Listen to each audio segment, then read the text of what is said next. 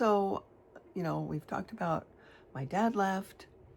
I was 13. Great time to leave, Dad. Thanks a lot. When your dad leaves you at 13 years old and raises somebody else's kids, it's pretty much a slap in the face. And then I didn't know how to even be in a relationship. I still don't, and I have no interest in being in one anymore. I'm done with that.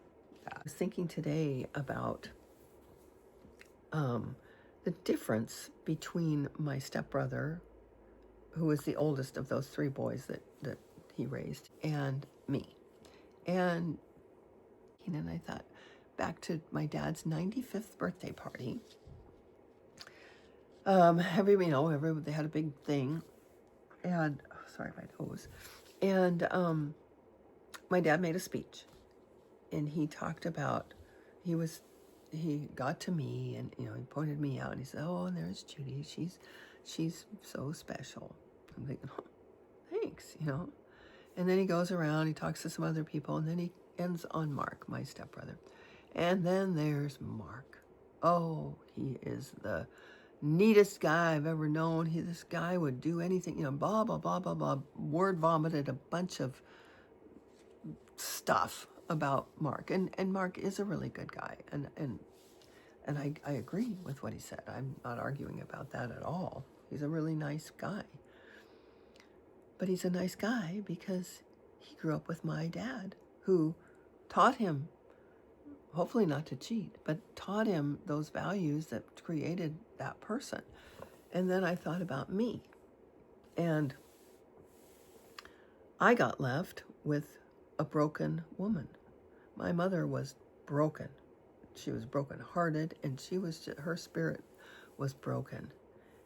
26 years of marriage, and your husband leaves you for a woman who is 17 years younger than he is, and just, fucks up your whole life and just destroys your confidence. So, she was crying all the time, and she was sad, and I get it. And I got it then. I just, whatever, it wasn't like we were super close anyway. So I just tried to live my life and get through it. My friends, I think, they raised me more than my own parents, really. My mom was, she was working, and, she was doing the best she could. And I don't blame her for anything. I feel for her. And as an adult, it's so much easier to see what she was going through and relate to it. I mean, how devastating is that? What a horrible thing. And so that's where a lot of my feelings went. It's like, anyway, that's how I ended up the way I am. As you can tell, if you've kept up with any of this, my story isn't about abuse or, really horrible things. It's about indifference and the effects of that on adults, how that affected me as an adult, as a person just growing up. That there are, I see a lot of reels about childhood trauma, and some of the symptoms they talk about sound like me, and I never thought of it as trauma. Trauma to me is some blunt force, or, you have something physically hurting you. To me, that seems traumatic. But it was traumatic. I guess if you really think about it, I do have trauma because it's affected me negatively as a human being. I've had to really work hard to be able to do this, even, to just turn on a camera and talk. Are you kidding me? I mean, little me would have just said, no way, for me to do the things that I've done. I constantly have to remind myself that you are worthwhile. Look at what you have accomplished. And because that little voice is just always nagging at me, you're an imposter, you're not, this isn't right, you're faking it, and I'm not. I'm doing it. I am doing this. I've sold art. I create art that people have been paid money for, a significant amount of money for. And I have a theater company that has put on 10 fantastic plays that people are raving about. They're begging us, what are you doing next? That's an accomplishment. That's from me. I'm doing that. I have directed shows and gotten people to do a fantastic show. And I'm not trying to brag. I'm just, oh, God forbid, no, I can't, I'm not worthy of that, of acknowledgement. I am. And I am bragging. Because I need to believe in myself. Those are big things. I've taught myself how to play music. I sing in front of people. I've published a magazine for 10 years. I've taught myself how to do that. These are not little things. I've raised 4 boys to adulthood. One of them is gone. But, I have 4 adult boys that are amazing human beings. Good men. And those are things to be proud of. And those are accomplishments.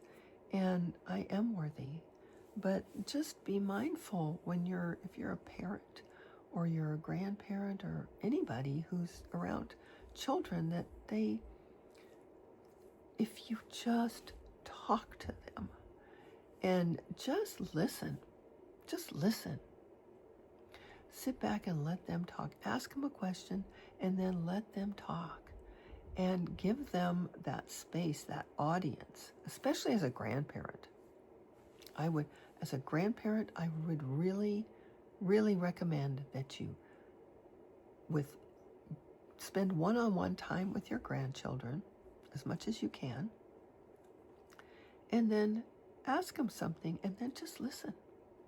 Just listen to what they tell you and encourage a dialogue with them. Be there. And it's hard to do if you haven't had a relationship and they're older. It's a little bit harder but you can still be interested and hope that it will, you can nurture that. But when they're little, you've got their attention and you've got their trust, and you can nurture that relationship and just ask them questions and then listen, and then ask them more questions that show that you've been listening. Grandparents have more space to do this, to just talk and listen to your grandkids, because parents are busy making dinner, working, doing laundry, cleaning the house, doing stuff for the house. They don't always have time to sit down and just really listen to their kids as often as they would like to or should, or both. So as a grandparent, that's a great opportunity for you to build a relationship and really give them that space. They love it. They eat it up. When I go out into the main part of the house where the kids are, they flock to me most of the time. Unless they're really engrossed in a video game or something, they will come over to me and they'll start talking. Oh, really? What are you doing? I try to be very interested in what they're doing, and they just, blah, blah, blah, blah, blah, and I love it. So that's my story. That's where I am right now. I'm just hanging out, being 71. I'm retired and painting when I feel like it, playing my piano when I feel like it, spending way too much time on my phone. And I'm trying to do more videos, and I don't know if anybody's listening or if anybody's ever going to be listening, but it's good for me. I have someone to talk to. And if it's just me on the phone, I can share my thoughts in a way that it's hard to do with just my friends. So anyway, that's why I'm doing this, and I hope somebody's listening. And I hope something I say can help someone. That's really my motive. So if you are here, I love you. Thank you for sticking around. And I hope you come back for more. I will talk to you later.